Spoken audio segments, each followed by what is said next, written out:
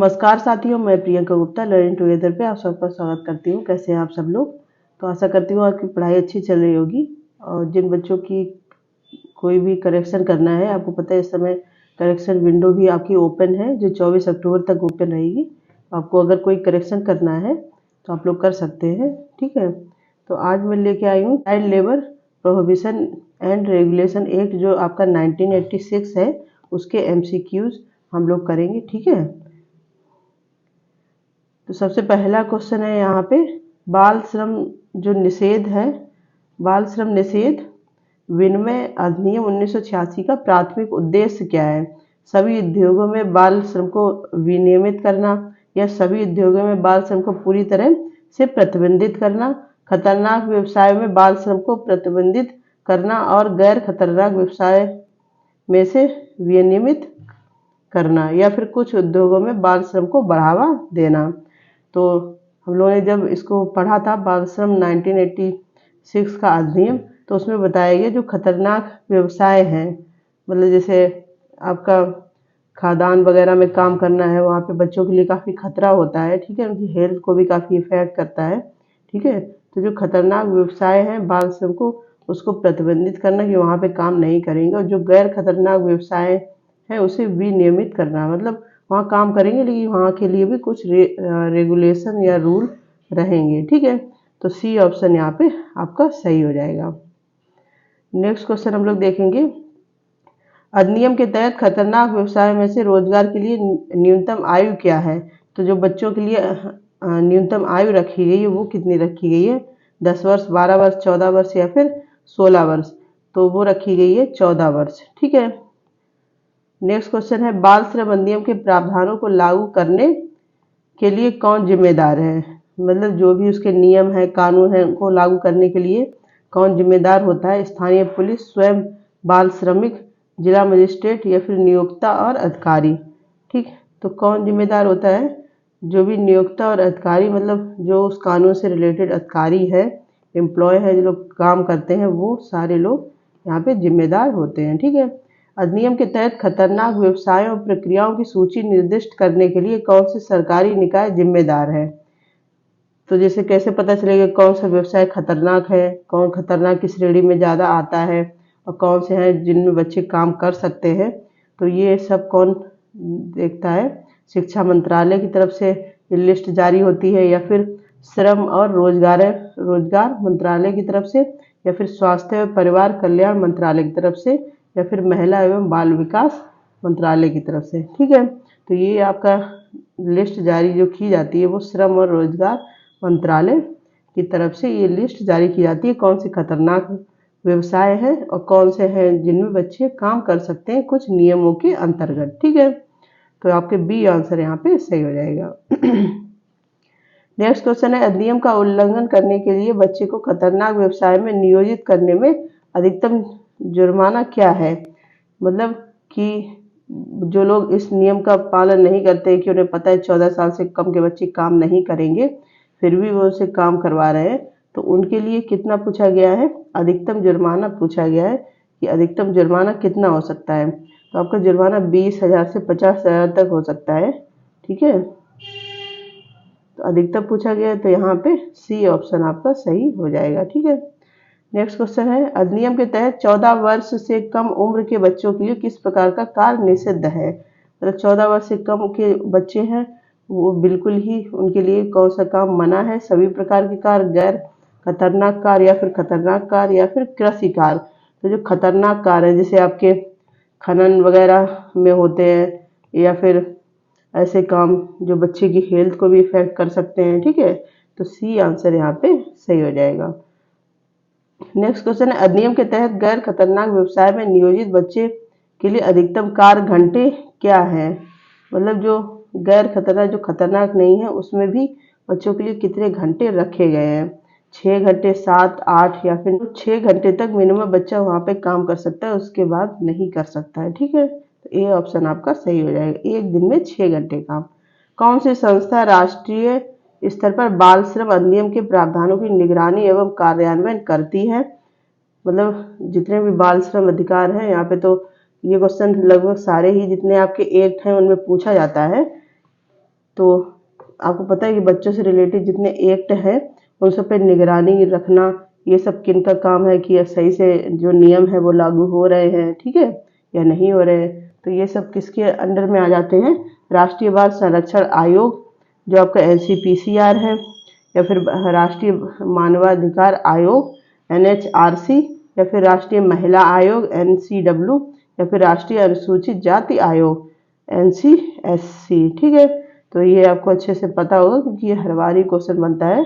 NCPCR इन सब पे निगरानी रखता है, ठीक है। तो ये आंसर यहाँ पे सही हो जाएगा। दूसरी बार अधिनियम का उल्लंघन करने के लिए किसी बच्चे को खतरनाक व्यवसाय में नियोजित करने पर क्या सजा है? जैसे एक बार आपने नियम का उल्लंघन किया, बच्चों को व्यवसाय में लगाया, ठीक है, फिर अगर आप दूसरी बार भी इस सब में देखे गए तो फिर क्या किया जाएगा, ठीक है, और फिर तीसरी बार देखे गए तब क्या किया जाएगा, ये सारी चीज़ों का ही प्रावधान है। तो केवल जुर्माना और कारावास, नियोक्ता को चेतावनी और कोई सजा नहीं दी जाएगी, ठीक है। तो अगर आप दूसरी बार इसे पाए गए तो आपके पास फाइन और जो कारावास है दोनों ही हो सकती है। फाइन कितना, मिनिमम 20,000 और ज़्यादा से ज़्यादा 50,000 तक हो सकता है, ठीक है। और जेल भी हो सकती है जो 6 महीने से 2 साल तक बढ़ाई जा सकती है। ये दूसरी बार का यहाँ पे पूछा है, तो उसके हिसाब से ये सारी चीज़ें हैं, ठीक है। नेक्स्ट क्वेश्चन है 2016 में बाल श्रम अधिनियम में किस संशोधन ने रोजगार की न्यूनतम आयु 14 से बढ़ाकर 18 वर्ष कर दी है? तो रोजगार की न्यूनतम आयु किस में कर दी गई है? 77वां संशोधन हुआ था, 86वां, या फिर 93, या फिर 100वां जो हुआ था। तो 93 अमेंडमेंट जो हुआ था उसमें 14 वर्ष से बढ़ा के 18 वर्ष कर दी गई, जो आपका 2021 वाला है, ठीक है, जो एक अमेंडमेंट है 2021 का। तो वहाँ पे क्या किया, पहले था कि 14 वर्ष से कम उम्र के बच्चे खतरनाक कामों से बिल्कुल मना थे, अब फिर कर दिया गया 18 साल से कम के बच्चे बिल्कुल भी काम नहीं कर सकते हैं, ठीक है।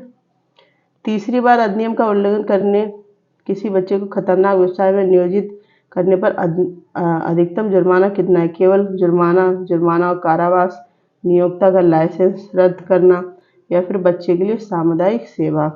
तो यहाँ पे भी आपका जुर्माना और कारावास होगा, लेकिन न्यूनतम और अधिकतम के हिसाब से, जैसे हम लोगों ने देखा कि न्यूनतम होता है कि 20,000 और अधिकतम कितना होता है 50,000, ठीक है। तो उसके हिसाब से आपका अगर उसमें देखेगा तीसरी बार है तो आपका जो भी जुर्माना है उसको बढ़ा दिया जाएगा, सजा भी बढ़ा दी जाएगी, ठीक है। अधिनियम के तहत स्कूल के घंटों के बाद पारिवारिक उद्यमों या व्यवसायों में काम करने की न्यूनतम आयु क्या है? 10 वर्ष, 12 वर्ष, 14 वर्ष, या फिर 16 वर्ष। तो ये कितनी है? 14 वर्ष, ठीक है। नेक्स्ट क्वेश्चन है यह सुनिश्चित करने के लिए कौन जिम्मेदार है कि बचाए गए बाल श्रमिकों को उचित पुनर्वास उपाय प्रदान किया जाएगा? मतलब जो इन सब से बच्चे बचाए गए हैं, इसको हम लोगों ने कई बार डिस्कस भी किया है अच्छे से।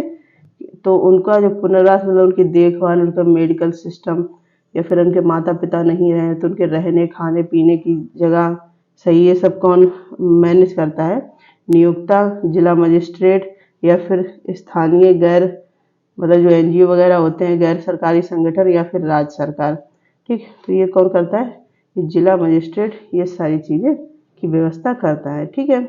और एक हम लोगों ने पढ़ा था CWC, चाइल्ड वेलफेयर कमेटी, वो भी इन सब चीज़ों पे ध्यान रखती है, ठीक है। नेक्स्ट क्वेश्चन है किसी बच्चे को खतरनाक व्यवसाय में नियोजित करने पर अधिकतम सजा क्या है जिसके परिणाम स्वरूप चोट या मृत्यु हो सकती है? मतलब अगर बच्चे को ऐसे कोई काम में देखा गया है जहाँ पे चोट लग सकती है, उसकी मृत्यु हो सकती है, तो फिर अधिकतम सजा कितनी है? केवल जुर्माना, कारावास, नियोक्ता का लाइसेंस रद्द कर दिया जाएगा, बच्चों के लिए सामुदायिक सेवा, ठीक है। तो जो नियोक्ता है उसका अगर बच्चे की मौत हो जाती है तो उसका लाइसेंस भी रद्द किया जा सकता है। नेक्स्ट क्वेश्चन है अधिनियम का कौन सा प्रावधान यह सुनिश्चित करता है कि बाल श्रमिकों को उचित और मुफ्त शिक्षा मिले? धारा 5, 7, 9, या फिर 11, ठीक। तो यहाँ पे आपका 21A ये ऑप्शन है, तो B ऑप्शन यहाँ पे सही हो जाएगा। आपको पता है सेक्शन 21A के हिसाब से जो RT है उसके हिसाब से कि जितने भी बच्चे हैं 6 से 14 साल के, उनको फ्री और मुफ्त शिक्षा प्रोवाइड करवाई जाए, कंपलसरी और फ्री एजुकेशन। ठीक है, तो ये किससे रिलेट करता है? सेक्शन 21A से। इसका अधिनियम के तहत बाल कल्याण समिति CWC की क्या भूमिका है, जिसकी अभी हम लोग बात की थी, चाइल्ड वेलफेयर कमेटी। बच्चों के लिए वर्क परमिट करना, जारी करना, कार्यस्थलों का औचक निरीक्षण, बचाए गए बच्चों को श्रमिकों का कल्याण सुनिश्चित करना, नियोक्ताओं को लाइसेंस जारी करना। तो जो बच्चे बच जाते हैं, ठीक है, तो उनको कैसे रखा जाएगा, कैसे उनके खाना पीना, स्वास्थ्य, सारी चीज़ों का ध्यान रखा जाएगा। ठीक है, नेक्स्ट क्वेश्चन है, अधिनियम का उल्लंघन करने के लिए किसी बच्चे को गैर खतरनाक व्यवसाय में नियोजित करने पर क्या सजा है? केवल जुर्माना और कारावास, नियोक्ता को चेतावनी, या फिर कोई सजा नहीं है। तो मतलब तब क्या किया जाता है कि केवल फाइन होता है। ठीक है, जब ये पहली बार की बात होती है, फाइन दे दिया जाता है। ठीक, कौन सा अधिनियम कुछ व्यवसायों और प्रक्रियाओं में बच्चों के रोजगार पर प्रतिबंध लगाता है? तो कौन सा अधिनियम लगाता है? बाल श्रम विनिमय अधिनियम 1986, या फिर खान अधिनियम 1952, कारखाना अधिनियम 1958, या फिर वृक्षारोपण अधिनियम 1951। तो बाल श्रम विनिमय, ये जो चाइल्ड लेबर एक्ट है आपका, ये इस चीज़ पे प्रतिबंध लगाता है। ठीक है, नेक्स्ट क्वेश्चन है, अधिनियम का उल्लंघन करके किसी बच्चे को खतरनाक व्यवसाय में नियोजित करने के लिए अधिकतम कारावास की अवधि क्या है? मतलब किसी बच्चे को इन सब चीज़ों में अगर रखा जाता है तो उसके लिए अधिकतम कारावास पूछा गया है। तो 1 वर्ष है, 2 वर्ष है, 3 वर्ष या फिर 5 वर्ष। तो अधिकतम कितनी होती है? 1 वर्ष होती है। ठीक है, और कितना 3 मंथ से 1 वर्ष तक सजा होती है। ठीक है, नेक्स्ट क्वेश्चन है, अधिनियम के प्रावधानों का अनुपालन सुनिश्चित करने के लिए कार्यस्थलों का निरीक्षण करने के लिए कौन जिम्मेदार है? मतलब कि जो भी अधिनियम के अंतर्गत नियम कानून आते हैं वो सही से सुचारू रूप से चल रहे हैं या नहीं, तो ये सब की जानकारी कौन रखता है? स्थानीय पुलिस, जिला मजिस्ट्रेट, अधिनियम के तहत नियुक्त निरीक्षक, या फिर नियोक्ता एवं स्वयं। ठीक, तो जो अधिनियम की तरफ से इन सब चीज़ों के लिए अलग से निरीक्षक रखे जाते हैं, वो इन सब चीज़ों की निगरानी करते हैं। ठीक है, नेक्स्ट क्वेश्चन है, अधिनियम के तहत कोई विवाद होने पर बच्चे की उम्र निर्धारित करने के लिए कौन सा प्राधिकरण जिम्मेदार है? मतलब कोई विवाद होता है तो बच्चे की क्या उम्र है, ये पता लगाने के लिए कौन काम करता है? जिला मजिस्ट्रेट, स्थानीय पुलिस निरीक्षक, या फिर बाल। तो कौन इन सब चीज़ों का ध्यान रखता है? जिला मजिस्ट्रेट इन सब चीज़ों का ध्यान रखता है, पता लगाता है कि बच्चा जो उम्र बताएगी उसी के अंदर आ रहा है या नहीं आ रहा है। ठीक है, नेक्स्ट क्वेश्चन है, अधिनियम का उल्लंघन करने किसी बच्चे को खतरनाक व्यवसाय में नियोजित करने पर न्यूनतम जुर्माना क्या होता है? तो यहाँ पे न्यूनतम पूछा गया, एक बार अभी अधिकतम पूछा गया था, 1000, 5000, 10,000 या फिर 20,000। तो ये कितना होता है आपका? 10,000 होता है। ठीक है,